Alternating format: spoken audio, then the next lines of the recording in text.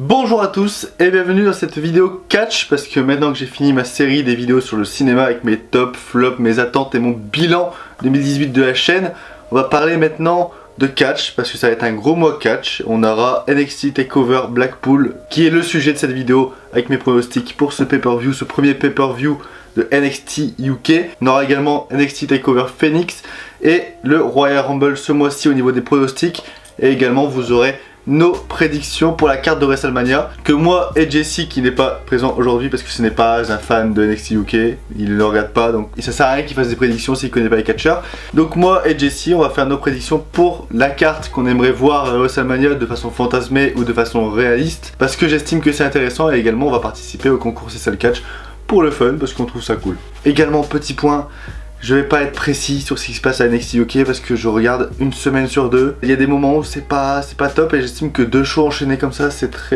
devient très long. Donc voilà, je regarde pas tous les épisodes, donc ça tombe, j'ai oublié des trucs. Mais au départ j'étais à fond dedans. Après le problème c'est que ce manque de rivalité, ce manque de catcheurs, ce manque surtout de charisme de la part des catcheurs me perturbe beaucoup. Je parle des catcheurs un peu mid-carder, hein, pas de ceux qui sont dans le main event. En gros, si je suis pas précis, c'est normal, c'est parce que déjà j'ai pas regardé le NXT UK de cette semaine, donc c'est-à-dire le NXT UK du 9. Par contre j'ai lu les spoilers, au moins ça c'est fait. Bref, on va commencer avec le premier match de la carte, parce qu'il y en a 5. Travis Banks contre Jordan Devlin. J'ai déjà suivi un peu ce que faisait Travis Banks et comment Jordan Devlin aussi. Jordan Devlin est toujours invaincu à NXT UK, Travis Banks il me semble aussi, donc du coup ils sont tous les deux invaincus dans NXT UK pour ma part, il me semble. Ils ont peut-être perdu en tag team ou j'en sais rien, mais en tout cas en solo pour moi ils ont pas perdu. Je sais pas sur quoi tourne cette rivalité, j'ai pas suivi, donc je peux pas vous dire si la rivalité est intéressante ou non. Du moins si j'ai vu quelques extraits machin, ça m'a pas marqué donc. Et je miserais plutôt sur Jordan Devlin qui dans l'indie était vraiment très bon à Progress Wrestling, il a fait de ses matchs qu'ils étaient vraiment fous. J'ai un gros problème avec Travis Banks parce que c'est typiquement ce que je disais, c'est manque de charisme, un catch un peu trop classique, enfin je suis pas fan. Et Jordan Devlin mérite plus la victoire. Donc pour moi ça va être Jordan Devlin qui va gagner ce match. Ça me paraît plutôt compréhensible et ce serait efficace. Deuxième match de cette carte, la finale du tournoi pour les titres de NXT Tag Team Championships du coup, hein, les championnats. Moustache Mountain, donc Tyler Bates et Trent Seven contre Zach Gibson et James Drake. Un match que j'ai déjà vu, qu'est-ce que ces deux équipes se sont déjà affrontées à Progress Wrestling quand ils n'étaient pas encore à NXT UK, c'était un putain de match. J'ai regardé le match hier, hein, pour information, je le savais pas, donc du coup comme je voulais savoir ce que les deux donnaient sur le ring en équipe, j'ai vu qu'ils avaient fait un match à Progress Wrestling, c'était vachement bien. Donc là, j'estime que ça va être très bien, hein, à TakeOver. Zach Gibson et James Drake sont en train de se construire auprès des NXT UK, ils sont pas non plus over the top au niveau du public. Moustache Mountain font partie des gros noms de cette carte. J'ai un petit coup de cœur pour Zach Gibson parce que je trouve que ce heel va très bien, et la façon que quand à chaque fois qu'il prend le micro il se fait huer comme pas possible, j'adore ça. Donc c'est un très bon heel. James Drake, voilà, il catche bien mais je suis pas non plus fan. Sinon Tyler Bates et Trent Seven, hein, ils ont déjà prouvé lors des anciens takeovers, mais plutôt du côté des NXT, que c'était une très bonne équipe. Donc ça va être un excellent match, et je pense que pour ce premier takeover Blackpool, ils vont faire gagner Moustache Mountain qui mérite des titres à WWE. Donc ça me paraît plutôt cohérent. Alors là je vais avoir un problème parce que c'est le troisième match et il y en a un des deux catcheurs que je supporte pas. C'est un match sans disqualification entre Dave Mastiff et Eddie Denny. Alors Dave Mastiff c'est le gros bully, c'est le gros colosse. J'aime beaucoup sa façon de tête de bouille toute mignonne, mais en fait c'est une grosse brute. Par contre Eddie Denny, je le supporte pas. Ça pourrait faire un bon personnage, je trouve juste son personnage trop classique, trop narquois et limite insupportable. Non, je suis pas du tout adepte de Eddie Denny, j'aime pas son sourire, j'aime pas son visage. Et même, je trouve tout frêle, il est pas beau à voir, et même son catch ne suit pas avec son corps et tout ça. Donc je suis vraiment pas fan de Eddie Denny, je pense que c'est la personne que je déteste le plus à NXT UK. Là, il est en rivalité avec Dave Mastiff, donc ça fait un peu David contre Goliath. Ça peut être un bon match parce que c'est sans disqualification. Je sens venir Eddie Denny gagner, je ne veux pas y croire. Je pense que Dave Mastiff mérite un gros push, et pour devenir le Lars Sullivan de NXT UK, ça peut être vachement bien.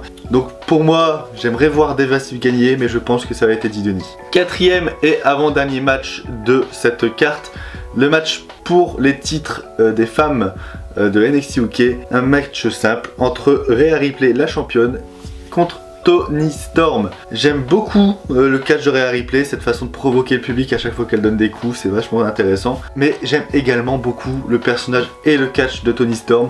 J'estime qu'elle mérite de gagner le titre, mais elle gagnera pas maintenant. Non, je suis désolé, elle gagnera pas maintenant. C'est trop tôt. Le règne de Rhea Ripley, ça fait même pas un mois et demi. C'est beaucoup trop tôt pour qu'elle le perde. Il va avoir une broutille, hein, il y aura une disqualification ou quoi que ce soit. Ils vont trouver un truc pour réitérer le match dans le prochain takeover. Enfin, une sorte de revanche. Mais Toni Storm ne gagnera pas et ce sera Rhea Ripley qui va rester championne. Je pense sincèrement que c'est mieux à faire. Et main event et dernier match de cette carte, de ce takeover de NXT UK.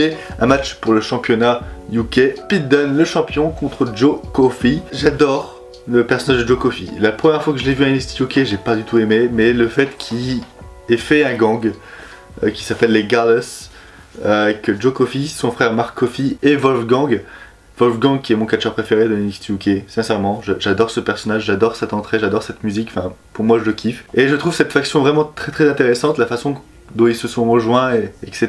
Je trouve ça hyper intéressant. Et étonnamment, une rivalité avec Pete Dunne m'intéresse, parce qu'ils ont eu une très bonne signature de contrat, ils ont eu un très bon match cette semaine que j'ai regardé, c'est le seul truc que j'ai regardé cette semaine de NXT UK, entre la faction Gallus et les British Strong Style.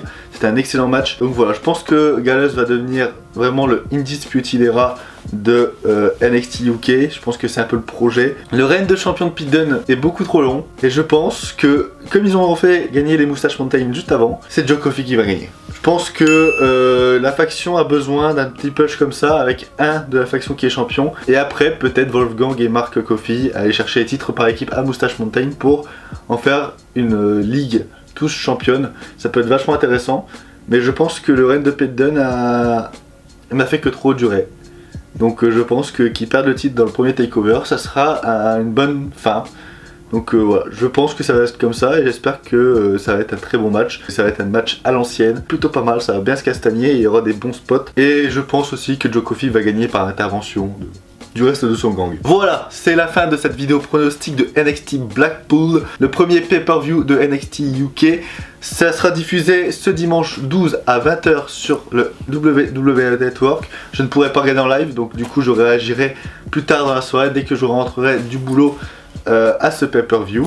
J'espère que ça va être bien. Je ferai peut-être une vidéo résultat où j'en parlerai plutôt dans une vidéo pronostic de NXT Phoenix ou j'en sais rien, mais vous aurez mes résultats. Vous aurez ce que j'ai pensé du pay-per-view sur la chaîne. N'hésitez pas à me suivre sur les réseaux sociaux, @newlwan ou @lesfrèrescatchers. De toute façon, tout est dans la description. Si vous aimez les vidéos de cinéma, j'ai sorti une quadrilogie récemment, la quadrilogie des vidéos de fin d'année avec mon top des films, mon flop des films, mes attentes pour 2019 et également mon bilan de la chaîne 2018 et ce qui va venir sur la chaîne 2019. La vidéo des attentes est avec Jessie, hein. On est les frères catcheurs qui parlent de cinéma, c'est plutôt pas mal. Et voilà, j'espère que vous aurez aimé, on se retrouve très prochainement pour parler catch et cinéma. Ciao tout le monde, peace.